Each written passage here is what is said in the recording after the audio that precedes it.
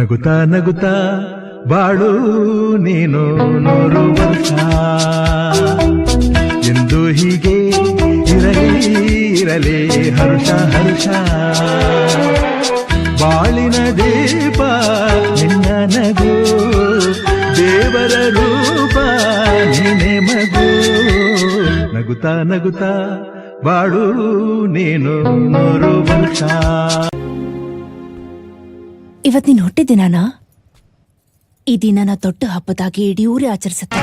100 ಕಾಲ ಸುಖವಾಗಿ ಬಾಳು ಹ್ಯಾಪಿ ಹ್ಯಾಪಿ ಬರ್ತ್ಡೇ ಉತ್ತಮ ಮಗಳೇ ನೀ